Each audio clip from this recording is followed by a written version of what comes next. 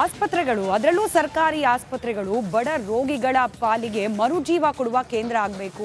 ಆದರೆ ಹುಬ್ಬಳ್ಳಿಯ ಕಿಮ್ಸ್ನ ಪರಿಸ್ಥಿತಿ ಇದಕ್ಕೆ ಕಂಪ್ಲೀಟ್ ಆಗಿ ತದ್ವಿರುದ್ಧ. ಹೇಳೋರಿಲ್ಲ ಕೇಳೋರಿಲ್ಲ ಅನ್ನೋ ಹಾಗಾಗಿದೆಯಂತೆ ಅಲ್ಲಿನ ಪರಿಸ್ಥಿತಿ. ಒಂದ್ ಕಡೆ ರೋಗಿಗಳು ನರಳಾಡ್ತಾ ಇದ್ರೆ ಮತ್ತೊಂದು ಕಡೆ ವೈದ್ಯಕೀಯ ವಿದ್ಯಾರ್ಥಿಗಳು ಮೋಜು ಮಸ್ತಿಯಲ್ಲಿ ಬ್ಯುಸಿ ಇದ್ದಾರಂತೆ. ಆಸ್ಪತ್ರೆಯಲ್ಲೇ ಡಿಜೆ ಸದ್ದಿಗೆ ವಿದ್ಯಾರ್ಥಿಗಳು ಡ್ಯಾನ್ಸ್ ಮಾಡಿದ್ದಾರೆ.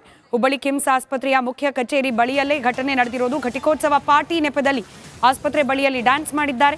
ವಿದ್ಯಾರ್ಥಿಗಳ ನಡೆಗೆ ಸಾರ್ವಜನಿಕ ವಲಯದಲ್ಲಿ ಆಕ್ರೋಶ ವ್ಯಕ್ತವಾಗಿದೆ. ನೋಡಿ, ದೃಶ್ಯದಲ್ಲಿ ಗಮನಿಸ್ತಾ ಇದ್ರಿ, ಹಿಂದೆ ಹಾಸ್ಪಿಟಲ್ನಲ್ಲಿ ರೋಗಿಗಳ ನರಳಾಟ, ಮುಂದೆ ಡಿಜೆ ಸೌಂಡು, ಮುಂದೆ ವಿದ್ಯಾರ್ಥಿನಿಯರ ಡ್ಯಾನ್ಸ್. ಮತ್ತಷ್ಟು ಡೀಟೇಲ್ಸ್ ನಮ್ಮ ಪ್ರತಿನಿಧಿ ಪ್ರಕಾಶ್ ನೀಡ್ತಾ ಹೋಗ್ತಾರೆ. ಪ್ರಕಾಶ್, ಈಗ ಅಲ್ಲಿ ಕಾಲೇಜಿನ ಕಡೆಯಿಂದ ಸಮಾರಂಭ ಅಂತಂದ್ರೆ ಅಲ್ಲಿನ ಆಡಳಿತ ಮಂಡಳಿಗೆ ಸಿಬ್ಬಂದಿಗಳಿಗೆ ಗೊತ್ತೇ ಇರುತ್ತೆ. ಇದಕ್ಕೆ ಪರ್ಮಿಷನ್ ಕೊಟ್ಟವ್ರು ಯಾರು? ಫಸ್ಟ್ ಆಫ್ ಆಲ್, ಈಗ ವಿದ್ಯಾರ್ಥಿಗಳನ್ನ ದೂಷಣೆ ಮಾಡೋದು ಒಂದು ಭಾಗ, ಆದ್ರೆ ಇದೆಲ್ಲ ಆಯೋಜನೆಯಾಗಿ ಇಷ್ಟೆಲ್ಲ ಡ್ಯಾನ್ಸ್ ಮಾಡೋವರೆಗೂ ಕೂಡ ಅಲ್ಲಿನ ಆಡಳಿತ ಮಂಡಳಿ ಏನ್ ಮಾಡ್ತಿತ್ತು ಅಂತ ಹೇಳಿ.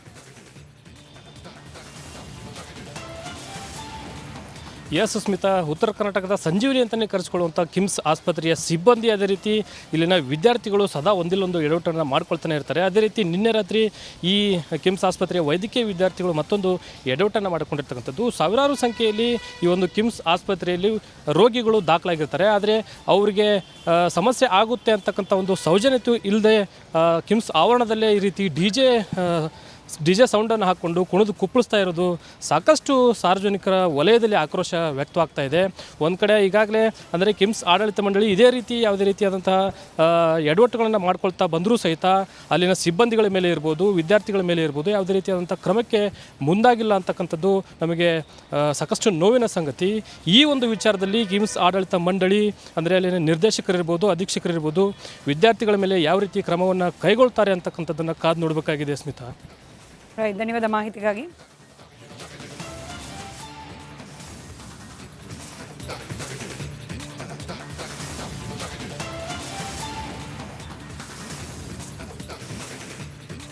ದೃಶ್ಯದಲ್ಲಿ ಗಮನಿಸ್ತಾ ಇದ್ದೀರಿ, ಆಸ್ಪತ್ರೆಯ ಮುಂಭಾಗ ಆವರಣದಲ್ಲಿ ಲೈಟು ಹಾಗೆ ಜೋರ್ ಮ್ಯೂಸಿಕ್ ಹಾಕಿ ವಿದ್ಯಾರ್ಥಿಗಳು ಡ್ಯಾನ್ಸ್ ಮಾಡಿದ್ದಾರೆ. ಇದರ ವಿರುದ್ಧ ಇದೀಗ ಆಕ್ರೋಶ ವ್ಯಕ್ತಪಡಿಸಿದ್ದಾರೆ ಆಸ್ಪತ್ರೆಯಲ್ಲಿರುವ ರೋಗಿಗಳು ಹಾಗೆ ರೋಗಿಗಳ ಸಿಬ್ಬಂದಿ.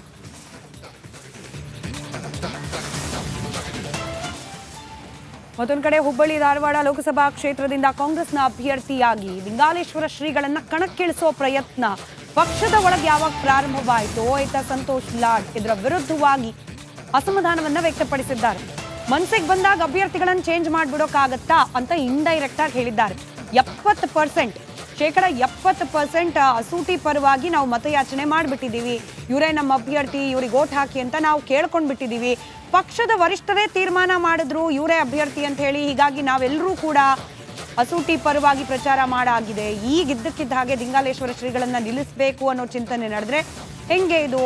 ಅವ್ರ ಪರವಾಗಿ ಮತ್ತೆ ಹೆಂಗೆ ಹೋಗಿ ಮತ ಕೇಳೋದು ಅಂತ ಹೇಳಿ ತಮ್ಮ ಅಸಮಾಧಾನವನ್ನ ಮಾಧ್ಯಮದ ಸಮ್ಮುಖದಲ್ಲಿ ವ್ಯಕ್ತಪಡಿಸಿದ್ದಾರೆ ಸಂತೋಷ್ ಲಾಡ್. ಇದಕ್ಕೆಲ್ಲ DKಶಿ ಅವರೇ ಉತ್ತರ ಕೊಡಬೇಕು ಅಂತ ಕೂಡ ಹೇಳಿದ್ದಾರೆ. ಅಲ್ಲ, ಸ್ವಾಮೀಜಿಗೆ ನನಗೆ ಅತ್ಯಂತ ಗೌರವ ಇದೆ. I respect him a lot.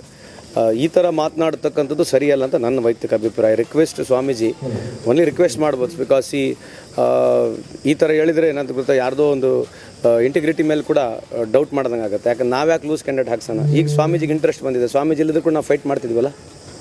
ಸ್ವಾಮೀಜಿಯವ್ರು ಈಗ ಕಣಕ್ಕೆ ಇಳಿದಿದ್ದಾರೆ. ಸ್ವಾಮೀಜಿಯವ್ರು ಇಲ್ಲದ್ರು ಕೂಡ ನಾವು ಫೈಟ್ ಮಾಡೇ ಮಾಡ್ತಿದ್ವಿ. So due respect to him.